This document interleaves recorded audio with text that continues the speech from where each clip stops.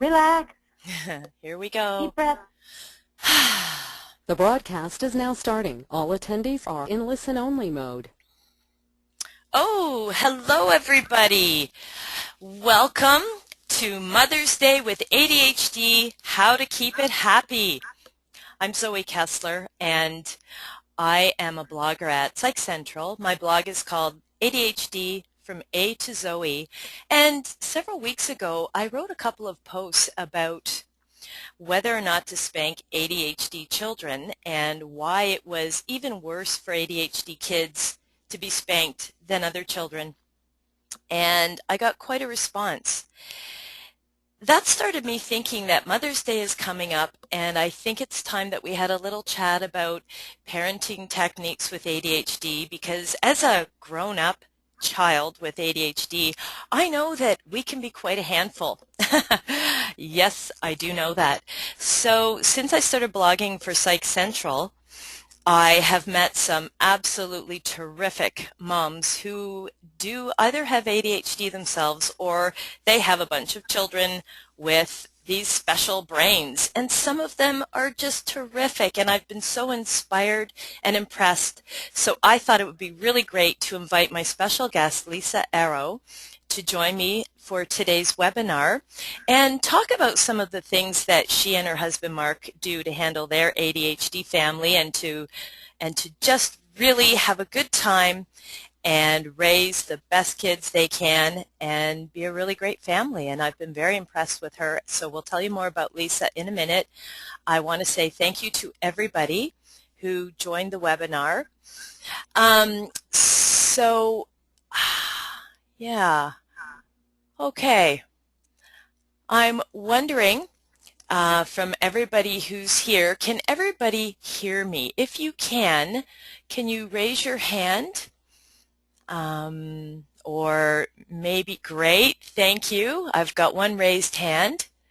And we have another attendee, and I'm still waiting for them to raise their hand. No, there's a question mark. So let's see. Do you see a chat screen? I love the technology part of these, don't you? I'm going to type everyone a message. So if you can hear me, please say yes. And this is going out to everybody, and just chat it in the chat box. That would be great. Okay. I'm not quite sure. I have one question mark. Oh, okay, and listen mode only. Okay, I see. Well, that's because we'll be typing in the questions for today's webinar, so we won't actually be having a group discussion. I also have ADHD, and I'm not sure I can handle that. So we will have Q&A. So for the first little while, Lisa and I will be introducing ourselves, then we'll be discussing the topics, and if a question occurs to you, please do feel free to type in your question and let us know if it's for me or for Lisa, and we will answer as best we can. Okay, I hope that's good. So, on with the webinar. So a little bit about me. You know, I'm a blogger for Psych Central. I've got a book coming out in September about life with ADHD, and one of the reasons I wrote it is for kids, is to help young ones to learn and to really get a grasp of how untreated ADHD can impact one's life in every single way. It can impact relationships and finances and so on. So that's why the book was written. It's called ADHD According to Zoe, so please look for it in the fall. As for me, I don't have children of my own. As you can see on the screen, I have dogs and cats. And growing up, of course, I was a girl guide, and that was probably one of the best things that could have happened to me as a child. I had lots of time to be rambunctious, and, well, what I say about Girl Guides, it's like the American version of Girl Scouts, only in Canada, is Girl Guides. They had me at fire starting, and I think that pretty much says it all. Okay, so let's see. That's probably enough about me. I personally would just love to hear from Lisa. And as soon as I can stop drawing on the board, I love this. Then we'll see if we can get to our next slide. All right, there we go. So, Lisa, why don't you tell us about yourself and who this handsome hunk is with you in the picture? Oh, yes, that's my handsome husband, Mark. We have been married for 22 years, and this was actually our anniversary picture before we went out to dinner. And when we got married, we knew we wanted to have a big family, and but we didn't know, I didn't even know ADHD existed. But through the years and the children, we certainly have found out about it and learned about it, and we have 7 kids, and 6 of them have ADHD, and my husband has it also. And so we have been on quite an adventure as a couple and as parents. And there are my children, all 7 of them. Rachel, who has the dark hair and is right next to the boy in the blue shirt, she's my oldest. She's 21 years old now and wasn't diagnosed until she was about 12, largely because anytime we went to this school and the teacher with questions, they would say, but she's so nice, she can't have ADHD. Because she's nice? So hard. Because she's nice and she tries hard. She can't have ADHD. And we didn't know enough about it then to say you're wrong. But eventually she was getting towards junior high, and I knew there was a problem, and I started researching it myself and kept coming back to the fact that she did. And my husband, who was resistant, he was like a lot of fathers, I think, and a lot of men at the time, said, no, she doesn't have that. She's just really creative. Lisa, can I interrupt for a sec? How did you know Rachel? You said that you knew Rachel had ADD. You could tell. What were the signs, just briefly, what tipped you off? Well, once I started researching it, the fact that what they call dreaminess, I realized she was in her own world, and she wasn't attentive to detail, and she would kind of hop and skip from one thing to another. I think one of the things that tripped me up for a long time is that when people who don't know about ADHD think about it, they think, well, an ADHD kid can never focus, and Rachel could sit and draw for hours, or she could create plays for hours. So it wasn't until I started to realize that attention deficit hyperactivity disorder does not mean that you can't ever focus. It means that you really can't choose what you focus on. Indeed. Okay. So we're going to focus on some parenting techniques, but that's a really great overview of ADHD, and I appreciate that. So how many of your children have ADHD? 6 of them. The only one that doesn't is the one right above Rachel with the glasses. That's Hannah. Okay. And she's the only one that doesn't. And now, were they blessed with this, do you know, from yourself or? Oh, no, it was from Mark. And actually, when I took Rachel to get diagnosed, I took him to our family doctor, which was like one of Mark's best friends. They used to go out to lunch together. And finally, he patted Mark on the back and said, Mark, the apple doesn't fall far from the tree. And when you're ready to embrace that, you can make an appointment with me. Oh, man. All right. And he has been my biggest help we both just dug into learning about it and understanding. Right. So what is this photo indicative of here? This is our life. This is my son Hunter, who I think even our psychiatrist would say is the most ADHD in our house. Mm-hmm. And this is his backpack. All of that came out of his backpack. He was searching for a missing homework assignment. Now, this is a teachable moment here. So you walk into the house and this is what you see. I mean, parents want to hear how would you handle that? Well, in this situation, he is so anxiety-ridden. He was just falling apart and melting down over the fact that he couldn't. In fact, he wanted to forge the paper. So he wanted to figure out a way to forge it with this purple piece of paper he had to have on a presentation board, and he stressed over it And I kept saying, just ask the teacher for a new one. And he was so afraid to that he never did. And he stressed and stressed and stressed. He took the project board, and he couldn't do anything else. So he went up to the teacher and said, I don't have that purple piece of paper. Okay, but as far as parenting goes, what about the papers? What about the anxiety? Do you have any tips for people on how to, because I know you and I have had a conversation, and you mentioned some really neat tools, and I'm hoping that we can share those, because an hour goes by so quickly. Yeah,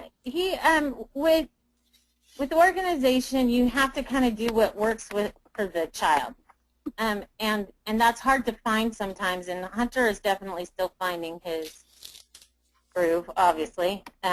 So we just have tried different things, and he has a lot of papers. He's a keeper. He keeps everything, but on the whole, he has straight A's, and he very rarely has a late assignment. And so even though that is not how I would organize things. I wouldn't keep every paper in the way that he keeps them. It's working for him to a certain degree. So are you saying you kind of reach a happy middle sort of thing? Yes, because I could try and make him organize things the way I would, but it wouldn't be effective. And I judge it as effective because he's not turning in things late. I mean, this was one time in particular where he couldn't find it. Right. But that's very rare. Okay.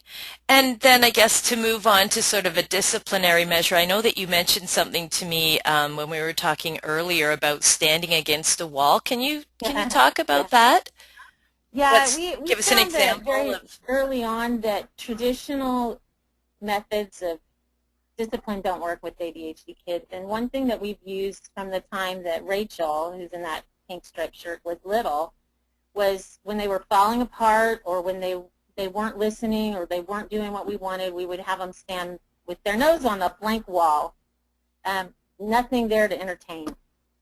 And they hate it. In fact, we were just talking about it the other day, and Hunter, the one that's bent over the backpack, was like, that is the thing he fears the most, is having to stand still, because he said it's so boring, he can't handle it. Now, we've never done it in a timeout sense, in the sense of you have 10 minutes on the wall.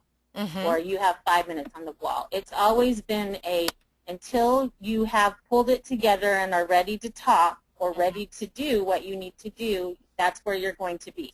Right, and I think you called it a kind of reset button, and then after that happens, then they're ready to communicate. We talked a bit about communication.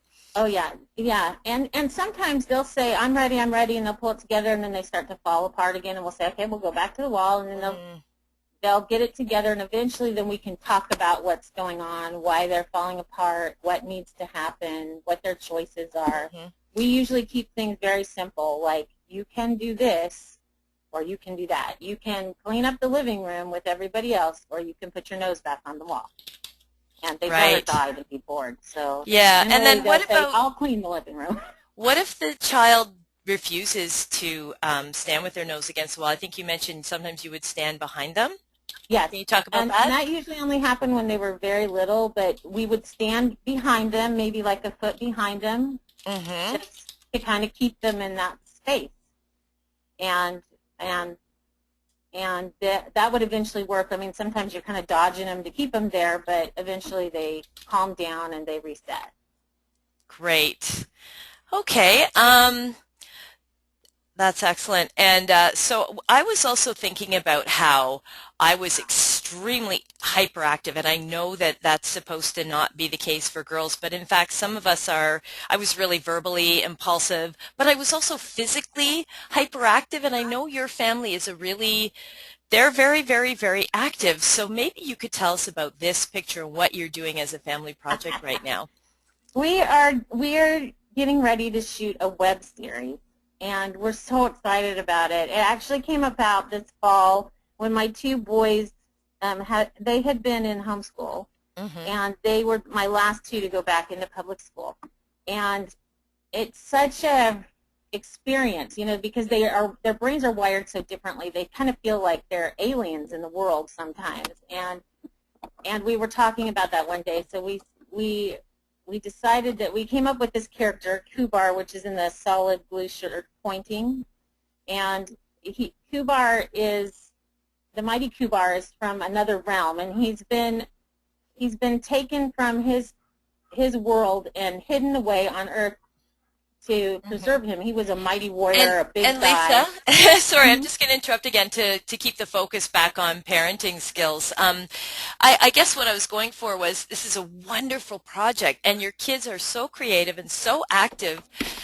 I guess what occurs to me is, if in my family, I mean, at school we did plays all the time, but if my family did the kinds of stuff I see your family doing, I can't imagine. I mean, it really is a great way to channel kids with ADHD, to channel their creativity and their energy, so that, I guess in theory, less discipline would be required. Is that a sound theory? Yeah, I see where you're going. Yeah, the thing is, the kids with ADHD are going to do something. Mm-hmm. So if you're not channeling it into something that's positive, they most likely will end up in something negative. Mm-hmm. And so we create lots of opportunities for them to do things. The web series is something that we're doing as an entire family, but they also have individual projects that they do. And, and at the same time, we encourage them to pursue their talents and their passions. So would you say that that's a really important thing, is that the parents really look out for the child's skills and capabilities and aptitudes, and whatever they may be, really become engaged and allowing and enabling that to happen, so that the kid isn't acting out and frustrated? Because I know I was often extremely frustrated, you know, having to behave, and I would have been happier to do something active. Do you know what I mean? I think it absolutely is critical on many levels. For one, it helps them stay out of trouble, but two, it helps build self-esteem. It helps them teach life skills. It helps them to learn how to set goals and to accomplish things and to focus on something they want to do. It helps them. Eventually, you know, they're going to have to be adults and go into the workforce, and ADHD people are going to be much more successful in a career that they're passionate about. Exactly. If they're bored in their career, they're not going to do well. Right. Okay, and we've got a question for you, too. Getting back to this disciplinary tactic where you get the child to stand with their nose against the wall, I've got a question for you, and that is, it's from one of our participants. Up to what age do you use the nose on the wall trick? Well, we haven't stopped yet. We have a 21-year-old. Really? Oh, yeah, and she, you know, ADHD kids hate change, and they hate transitions and things like that, and they still, even though she melts down a lot less than she used to, sometimes she still melts down, and we'll have to say, okay, you know, and sometimes it's more, you know, jokingly, like, you want to put your nose on the wall, but, you know, it works, and just even saying that's your option will kind of snap things back. And is there anything that occurs to you about these two cartoons that bears on the topic about discipline and parenting? These were both drawn by my oldest daughter, and this top one is a self-portrait, and this is exactly her. You know, she's doing the dishes, but she's distracted by singing, and you know, the things overflowing, and it's very much her. And of course, the drawing where the kid is running the wrong direction. I think that they're both indicative of they're an expression of how she feels in her home life. Maybe we should do another webinar about ADHD symptoms. Yeah. Good. For this one, though, I know you and I also talked about the real critical importance of kids at a very, very young age being able to understand, first of all, their own traits of ADHD. I don't like the word symptoms, but traits, if you will, and then being able to articulate those traits and how that works when they're in trouble at school or when they're hypersensitive. I know you talked about an instance where you were all together and some of the ADHD kids or the children with ADHD heard the hum of electricity and they were, you know, they were Can you talk a little bit about the importance of teaching your kids how to be articulate about what's going on with them so that when the teacher, and we know teachers often or sometimes do this at school, they can be stigmatized or disciplined in a way that's not appropriate for the behavior because the behavior is indicative of something other than acting out. So can you talk about that? Because I know we had a great conversation about that. Yeah, I think it starts with the parent. As a parent, it's really important that you learn as much about ADHD as you can. so that you and the co-occurring conditions that go with it, because there's so much overlap and different things going on with the brain. Because that's where you start, and then you need to start having conversations with your child and listening to what their experience is. Can you give me an example of that? Yeah, great. Yes. For example, our two oldest daughters, well, everybody in our house is combined ADHD. They're both inattentive and hyperactive. So our two oldest both struggle with being inattentive. My oldest daughter, the one that's the self-portrait here dropping the dishes, she embraces her inattentiveness to a degree that leaves her very stress-free a lot of the time. She's like totally okay with being inattentive. The second one is so worried about missing something because of being inattentive that she would check her backpack 15 times before she went to bed and make lists and stuff like that. And so you have to listen to what their experience is with the traits of ADHD, because everybody reacts to that. Right, and then you have to sort of coach them into being able to express that with friends, with teachers, Exactly. with. Can you speak to an instance where I think one of your children was able to do this? Can you talk about that? Oh yeah, they all do. In fact, the younger ones so the younger ones, obviously we knew all of their life that what was going on, and they heard us talking in the house about ADHD. And I think importantly, they would see us advocating for the older ones. So they heard us talking and saying, this is her experience and this is what she needs. Wow. And I say that because when you model that, when you're the advocate for your child and your child is watching, they start to learn how to be an advocate for themselves. Wow. So we have a lot of examples of that where they've learned over the years to talk for themselves. But we went into a homeschool meeting with one of our charter teachers once, and my son had run out of medication, and we were waiting for the prescription for the doctor, and we walked in, and he looked at her and said, I have no medication. I cannot focus. I will do my best. Oh, and how old was he then? He was probably about 12. Wow. So, but I think, that's exactly what they need to be able to say. And when you're talking about stimulus, I think ADHD kids can get really overstimulated, and especially in a classroom or a crowd, or like my kids and my husband that could hear that buzzing of the electrical wires that was, way above their heads, and they were covering their ears. Right. They have to be able to recognize when they're getting overstimulated and be able to tell an adult, especially when they're younger, I need a break from this. So I want to focus on that for a second, because I think that's a really important point. Again, I don't want to belabor the symptoms aspect, but if you're recognizing your own symptoms, so for example, if I'm overstimulated, I might have a certain sensation, or I might be getting agitated, or I might be getting irritable, like I might be getting angry. So, I mean, as an adult, I had to learn to identify that too, so that I wouldn't blow my stack, right? So as an adult, I had to learn that late in life, but I can see how if you apply that to a younger child, you would need to almost teach them to tune into their body and their emotions. Yes. So, for example, I could imagine if one of your children is getting overstimulated, they might start, as I said, feeling angry or irritable.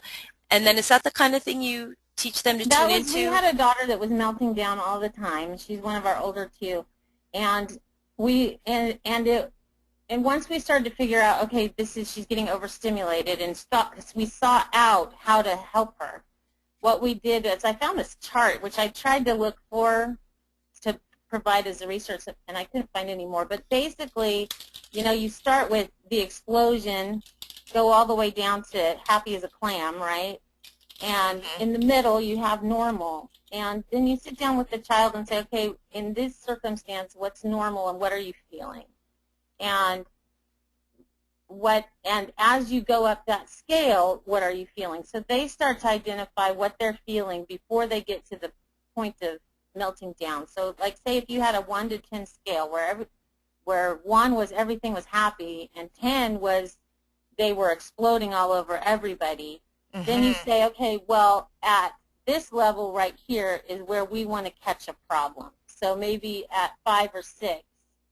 We want you to be able to identify when you're at a 5 or a 6. Okay. And then be able to tell us or tell another adult that you need a break.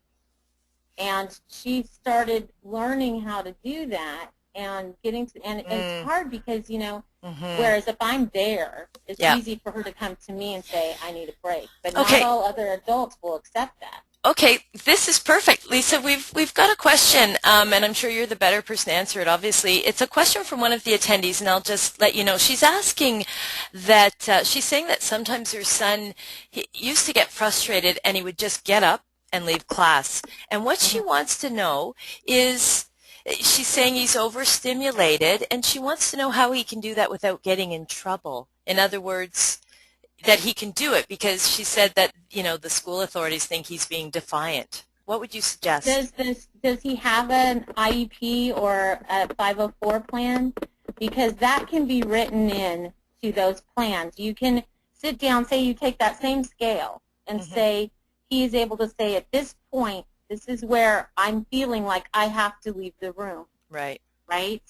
And then you make a plan. Well, when you are feeling that way, you're going to go to the teacher, and maybe to keep down embarrassment or whatever, say a code word, and she's going to send you on an errand. For instance, I had a daughter who would get overstimulated and just, she wasn't going to learn anything because she had to reset her brain. And she had a great teacher who could recognize it in her. She was in the 4th grade. Yeah. Lisa, I'm just going to cut in here for a second. I think we can see the wisdom of it. It's perfect. Sorry for cutting in, but our questioner is saying, yeah, the teachers don't always follow it. He does have a plan. Her son's in high school, and he gets a detention. So it sounds to me like this. I mean, I'm not even, you know, I would just say off the cuff. I mean, this would be a situation where you speak with the principal, or you have a meeting and you say, look, here's the plan. This is what needs to happen. And I think that's a case for the parent to advocate for the child, is it not? Absolutely, because the teacher really doesn't have a choice in whether to follow the plan if it's written into the IEP or the 504. They're legal documents. And, Great. And it's time to have another meeting and say, this is the plan, and you have to stick to it. All right, great. You know, let's move on. We're doing our part by trying, and you need to do your part. That's great. We have so much good stuff to cover. Thank you. I'm sure that was very helpful to a lot of people. Now, there's another thing that was really helpful, Lisa, and you mentioned it, and I'd never heard of it before. Do you remember when you told me about social stories, and you used it? We had a wonderful chat about that. Can you tell me, again, me and my memory, what is that? You use social stories? A social story is a way to help a child understand when they've done something wrong, what was wrong about what they did, and how to handle the situation differently. And so you sit down with the child. Can you give an example, like, of when you used it? I'm trying to think. Now that my kids are older, I don't use them as much. We do them without paper now. So before I would sit down and we'd draw out a cartoon. So say my daughter got overstimulated and she was frustrated, and I'll give you a good example. Somebody asked her what she did on the weekend when she was in junior high, and she looked at them and said, she said, why would you ask me such a private question? So obviously she didn't understand that that's just a kind of a polite thing to ask. It's kind of small talk-ish. She thought that they were being really too personal. So you could sit down, and that wasn't a really harmful story, but you could do one where a child was hitting somebody or something else, and you draw it out the way it happened, right? So maybe even stick figures. The two little girls. That would be all I'd be doing. Yeah, I know. Me too. And I'm in a house of artists, obviously, you know, but or you can have the child draw it out, you know. All right, so you draw it out as it happened, then what happens? And then you say, okay, well, how do you think this person felt when you did this? How were you feeling when you did that? You know, and you kind of break down the situation. And then you can take that piece of paper, that first piece of paper where everything went horribly wrong, right? And turn it over and say, well, it doesn't have to happen like that anymore. And you bring out a new piece of paper and say, let's redraw that story in a different way. So then you say, okay, so you were in class and this person asked you what you did on the weekend. You could tell them something that you didn't feel was too private, like you could say, oh, I played or whatever. I went for a bicycle ride, and you could understand that they weren't trying to be nose into your business. So you explain the situation, how to handle it differently. So it's almost like rehearsing it. Yes, it's role-playing Role-playing. in a way. And so then they have the opportunity to say, okay, well, next time I'm not going to hit that person because they asked me what I did on the weekend. I'm going to tell them something that wasn't that private. I'm going to understand that it wasn't too personal of a question. And it gives them the chance to work out ahead of time what they're going to do next. Yeah. Hurrah for role playing. Yeah, for sure. Okay, we've got another question here. Oh, isn't that interesting? It's not really about parenting. It's another question. Maybe I'll handle this one since it's from a young man with a girlfriend he's serious about. And he's asking that he gets overstimulated and ends up staying home and telling her that he's okay. He just needs his own time. How can I help her understand? Okay, you know what? Trying to minimize the stimulation without cutting her out. Okay. I guess part one of this for the questioner, I don't think we want to handle too much like adult ADHD. So I guess I'll just say I've read a lot of books on adult ADHD, and if you read blogs as well, it's just, first of all, I think taking a cue from what Lisa was doing with her own children and being articulate about, I don't know if you're open about having ADHD or if you do have ADHD, but just being really clear in your communication. All you can do is tell your truth from your heart and give lots of reassurance.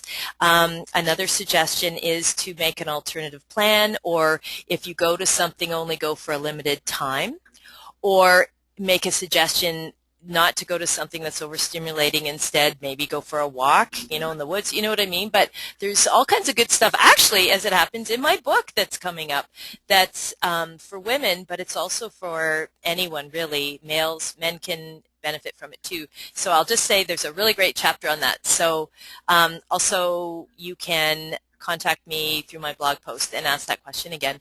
We've got another question on parenting. Lisa, do you use rewards for good behavior, or do you have goals that they work towards? Yes, we do use rewards. Sometimes we call them, we do use rewards at times. Well, we'll say we need this to happen before this will happen. This kitchen has to be cleaned before you can go swimming, or things like that. And a lot of families do allowance and things like that. We don't really do that. We just, because we tell the kids the chores are part of being a family and making things function. And you help us do this, and we help provide you with what you need and want to do.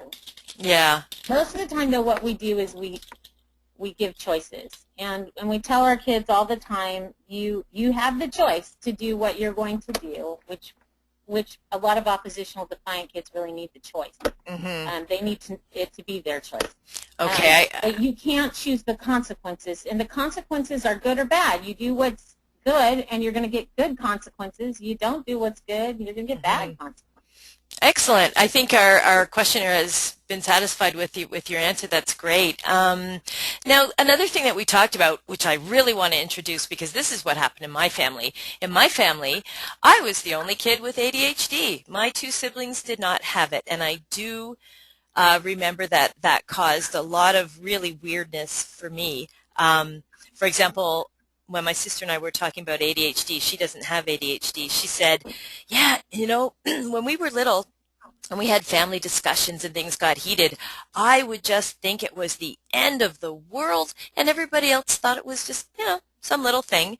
And now that I understand being hypersensitive emotionally, I can see how, yes, I reacted so strongly to something everyone else just thought was just so minor. So you have some people in your family, yourself, and one of your children doesn't have ADHD. You talked about something I thought was just amazing that you did, because I was concerned that the kids with ADHD would get all the attention because they need a lot of hands-on, and I was concerned that your other it's a daughter? that Yes, doesn't have Hannah. ADHD? And you Yes. you told me something I thought was really wild. What did you tell me? We have non-ADD days where she and I will escape Uh-huh. and we'll go, you know, sometimes it's just as simple as like going to Denny's and getting a soda and some fries, or, you know, going out to the grocery store. And tell me But something. Why would you need non-ADD days? you know, one time on my blog post, I think that it's called Bullet Trains and Studebakers, but my husband had used this analogy when we were having a conflict in the house, and it's very true. He said all of us ADHDers are like bullet trains. We go from one thing to the next super, super fast. And Hannah and I are kind of strolling along in the Studebaker. You know, we go at a much slower pace, but because our house is kind of flipped from most houses where you might have one or two ADHD kids, and ours is so many ADHD kids, we have to keep up with the bullet train all the time. Right. And so when we go out, we talk about how different it feels, because there's a very much like this kinetic vibrating energy to it. Yeah, and when it's just the two of us, we can feel the lack of that. Absolutely. I want to speak to that as well just quickly, because again, we want to focus on parenting, but I really think this is a part of good parenting is taking care of yourself, right? Self-nurturing. I think that's essential. And I also think it's really important for the child without ADHD not to feel resentful at all. And so this gives you some good one-on-one time, so that's fantastic. And I know on the other side of it, when I speak with another adult with ADHD who's verbally hyperactive, I mean, our conversations are like no other. And you know what? It would drive me crazy to have to listen to that if I didn't have what I have. So I think that's a really valid point. Now we have a couple of questions again here. I want to keep up with the questions. I think I'll field the next one, Lisa, if that's okay with you. Yeah. You're doing a lot of work, by the way. Thank you so much. It's wonderful. I hope people feel they're getting lots from this. I know I've learned so much from you. One of our questions is that a woman is saying that her husband thinks that her kids can just stop taking meds and that they could get over ADHD on their own. And she's asking, is that a possibility? Well, I do have to say from my reading that it's true that not 100% of children take their ADHD into adulthood. Lisa, that's, I don't know what you're doing there, girlfriend, but it's noisy. Oh, sorry. Yeah, and I have ADHD, man. You cannot do that to me. I'm so distracted. Anyway, back to the question. Yeah, so I guess the answer is yes, some children apparently do grow out of ADHD. I don't want to get into the neurobiology about that because this isn't the place for it. So I guess they can. But as far as stop taking the meds, just from a lay person's perspective, I am not a psychiatrist or a medical doctor. I want to say that. But for me, when I heard about taking breaks from medications, I thought, you know, my medication is my lifesaver. It helps me a lot, and all the other things that I do for treatment. What instance can I imagine where I wouldn't want to have the help of the treatment that my medication gives me? Why would I want to put myself at a disadvantage? The reason I went on it in the first place was because something was going terribly wrong. So is it a possibility? Yes, I suppose so. But my point is, I would think that there needs to be a reason to go off the medication. I think the best thing to do would be discuss it with your doctor or whoever prescribed the medication and really have a good meeting about what are the advantages, what are the disadvantages. I mean, it would seem to me that if there's treatment in place, including not just medication, but the behavioral things and all the other things we're talking about today at parenting, then you know, maybe a trial without medication and to see if those parenting skills and the family interaction and the family health is in place enough to nurture that child into an adult who can make it, and maybe they'll be fine without meds. So I really think you need to talk to the prescribing doctor. Okay, so we have another question here. Just a sec, Lisa. Let me just quickly scan it. Do you want to add anything to what I just said briefly while I read the other question? Yes. Okay. Yeah, I would say that some people mistakenly think that medication is just to help a child succeed in school, and really that's not the case. Medication helps them manage the stimulus that's coming in. It helps them process thoughts. And of course that spills over to how they do in school, but it's so much broader than that. So if you have medication and it's working, and I would really question the wisdom in, as a mom, I would question the wisdom in letting that go. Perfect. Now, in addition, see, like we tell our kids all the time, there may come a time when you can't take medication. There may be a time when you don't have it available and it's worn off.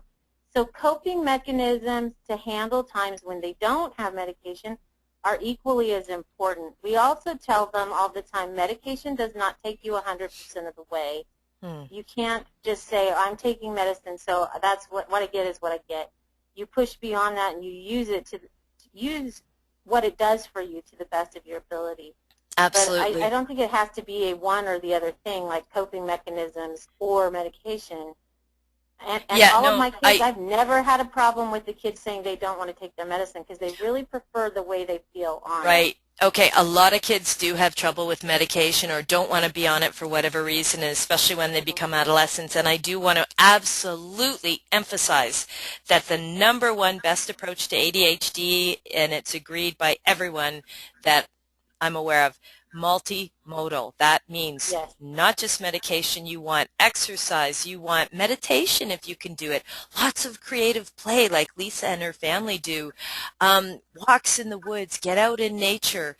There are all kinds of different treatments, but this isn't about treatment, but just to emphasize that.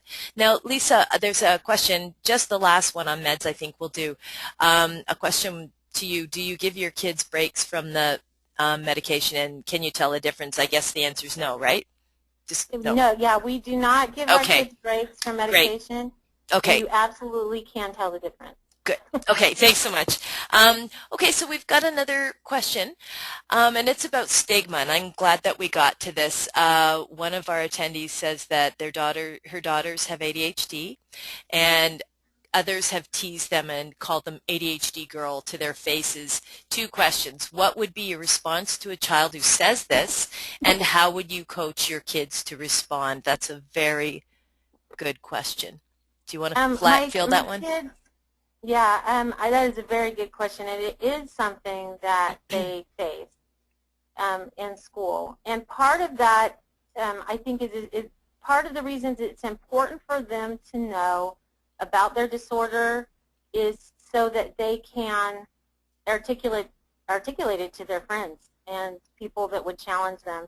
We just had that happen with our son, who he started recently taking medication in the middle of the day because it was wearing off.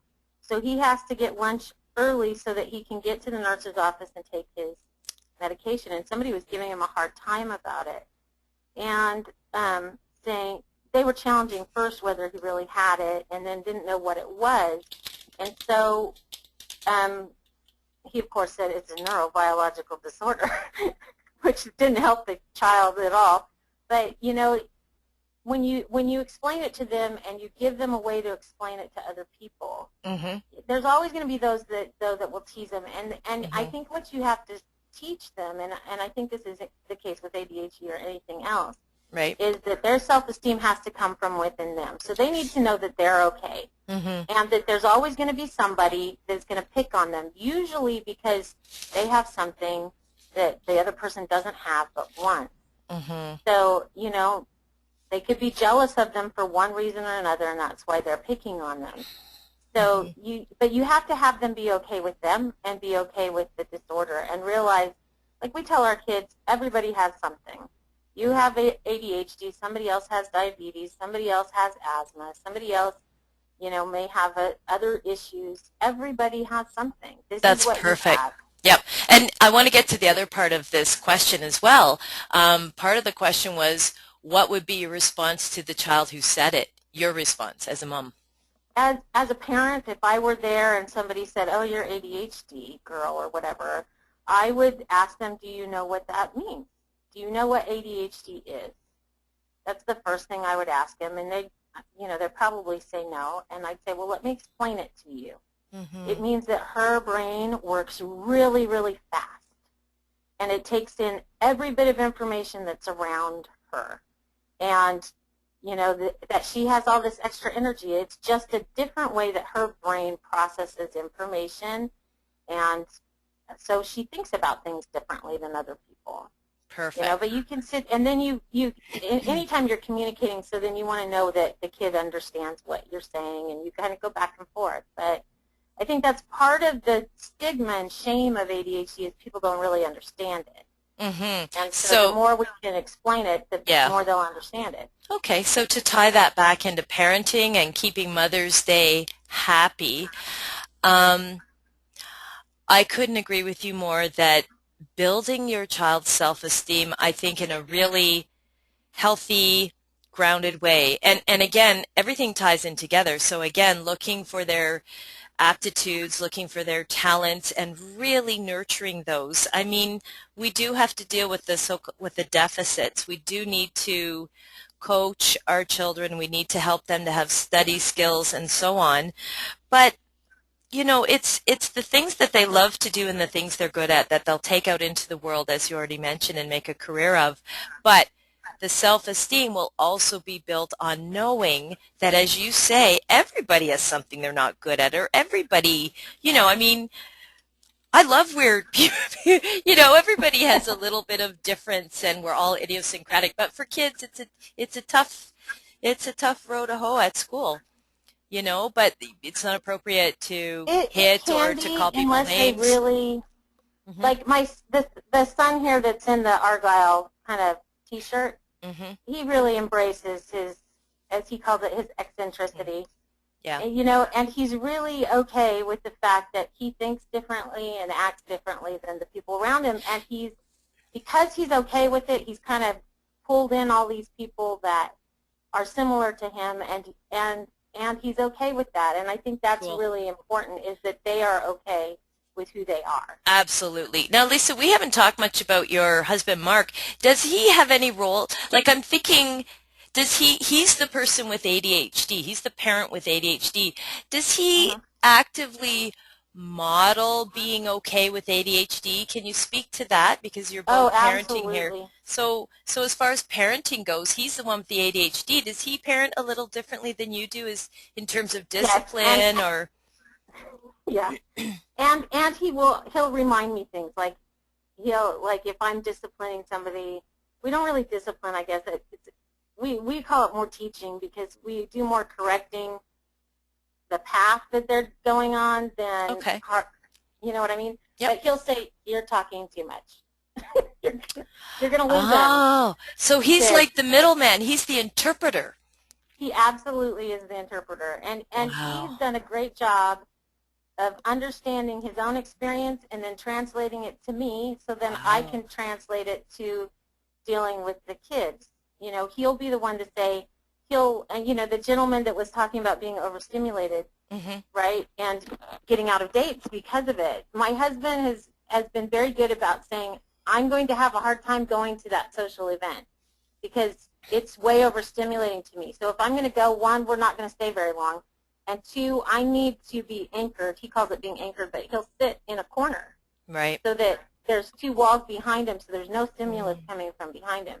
Awesome. You know, and he's expressed that kind of stuff. So to me, so then I can look at my kids and say, oh, well, she's falling apart. She's not falling apart because she's trying to be disobedient.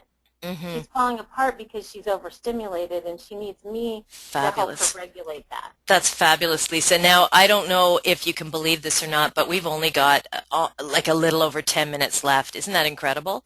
It goes fast. It's incredible. So that being the case, I know that when we spoke before, and I want to encourage anyone who's listening also, if you have any questions, now's the time to throw them in there. And it doesn't, you know, it's okay if they're out of context or whatever. But we talked about, I asked you, Lisa, how you learned all these fantastic techniques or skills. And you mentioned that you and your husband went to Chad, and that sometimes they called in experts, psychiatrists and educational experts and ADHD coaches. Can you, for the people listening, can you just sort of briefly run over the resources that you've utilized over the years that have helped you the most with parenting, and, you know, talk about Chad, but just briefly because we've got 10 minutes. CHAD is the Children and Adults with ADHD, and they have support groups in a lot of cities, not every city. If you're in a city they don't have one in, you can sign up to their organization, and you can become a CHAD leader, and you can do that same thing, which means you basically call people and say, can you come talk to us about this? And how do they help you with? Well, for us, because we could have them talk about the things we needed. Right. So how do they help? How does that help in terms of parenting, though, as a? Well, the more information you have, the more you can understand something, the Right. more you can look at a situation and say, this is what's really going on. Because a lot of times what's going on with ADHD kids is not that they want to misbehave. It's that they're bored, or they're overstimulated, or they can't handle how to process the situation. Okay, so without explaining it further, yeah, exactly. So we'll learn things, but it's also a support group, isn't it? I mean, yes. So it's always nice to know you're not the only one dealing with something. Exactly. Yeah, because I've often found I've been in support groups, and I've often found that it doesn't help. I want to talk about the parents. It doesn't help if the parent is getting frustrated and angry and feeling like they're at the end of their rope. In fact, this is a comment that I received on one of my spanking blogs about, I had 2 posts about it, and one mom wrote in and said she was at the end of her rope, and that at least spanking helped temporarily to stop the behavior. And that really quite alarmed me, because it sounded like this was a mom who really wanted to do the best for her child. It's a longer comment than that, but she didn't know where to turn.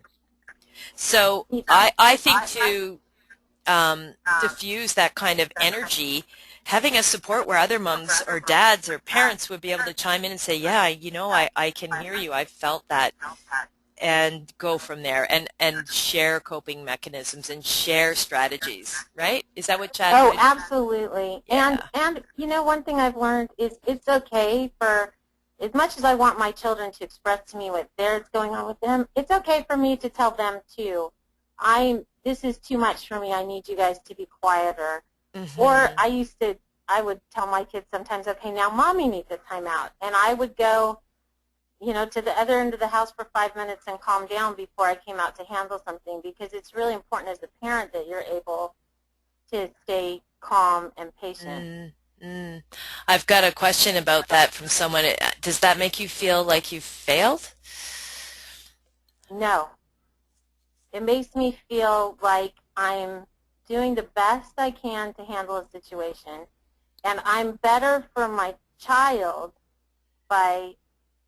it's better for them that I calm down and handle things in an even way than I handle them when I'm upset or overstimulated myself or frustrated. Absolutely. And you can do your best that way by taking care of yourself first. Yes. And can I add that by understanding all these things, you can put in place kind of stopgaps that keep you from ever getting to that point. Like for one thing, ADHD kids need to have time to transition. So if you're walking into the room and saying, I want you to change activities right now, I want you to turn off the TV and clean right now, they don't have any transition time, they're going to fall apart. So if I understand that and say, in 10 minutes, I want you to turn off the TV and we're going to clean, I've given them time to mentally change what they're doing. In 5 minutes, we're going to turn off the television and we're going to clean. Absolutely. Then, okay, it's time to turn off the television and clean. Then I've prevented a meltdown. Yes, and I want to add to that, Lisa. I've spoken about that actually in a blog post I wrote about parenting ADHD kids, and I find that also works for adults. But for me, I like to have, let's say, a 15-minute or a half-an-hour warning. I mean, that's sort of arbitrary. I need transition time, too, is what I'm saying. But I like the idea of giving, say, a 15-minute, okay, or half an hour, we're going to leave or do whatever, go to this activity, and then another 10-minute, okay, you've got 10 more minutes. And that just sort of eases me down and lets me know that I do it in graduated steps. It's the same idea, but I think it's a great strategy, and it's true that kids with ADHD really do need transition time, and I think that absolutely has to be put in place as a mechanism. Just, other families might not need it, but we do. Yeah. Yeah. Now, the other thing is, okay, so we talked about CHAD as a support group. Now, I've got on the screen blogs as well. This is your blog, Queen of the Distracted, and the address. Now, Lisa, do you talk about these kinds of parenting techniques in your blog? Can you tell us briefly a little bit about your blog? Will we hear about some of the things you and your kids shenanigans? Yes. Yes, you will. It's kind of scattered throughout the blog. I need to go through and label everything so it's easier to find stuff. But yes, because I blog about what's going on with us. For instance, there was one blog about my son.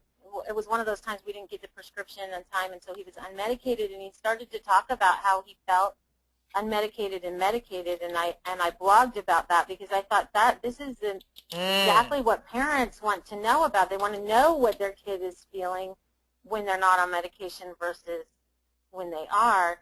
You know, that picture from the backpack is from a blog post about that whole experience.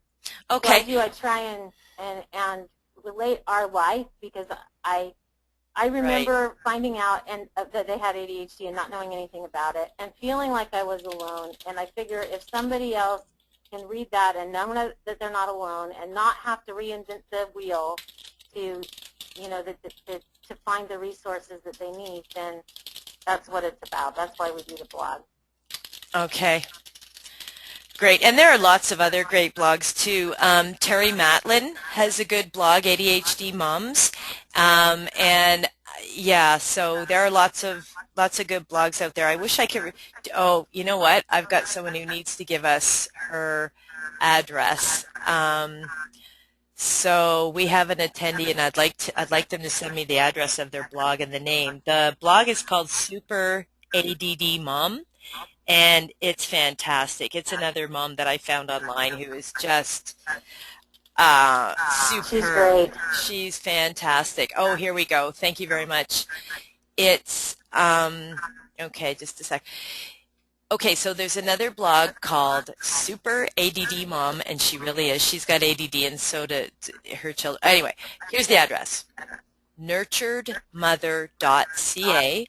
So www.nurturedmother.ca, and I do apologize for not having it on my list. Little Miss ADHD girl here got this PowerPoint presentation ready about 5 minutes before we went on air. Sorry. Okay. Anyway, that's a good one. There's so many resources out there if you just hop on. And the one thing I would say is really look for ones that are reliable, that are giving you good information, you know. Yeah. And we can Google. We could also Google the one I just sent to everybody. Okay, so let's move on because we only have like 5 minutes. I cannot believe it. Oh, happy Mother's Day, Lisa, from somebody we both know and love.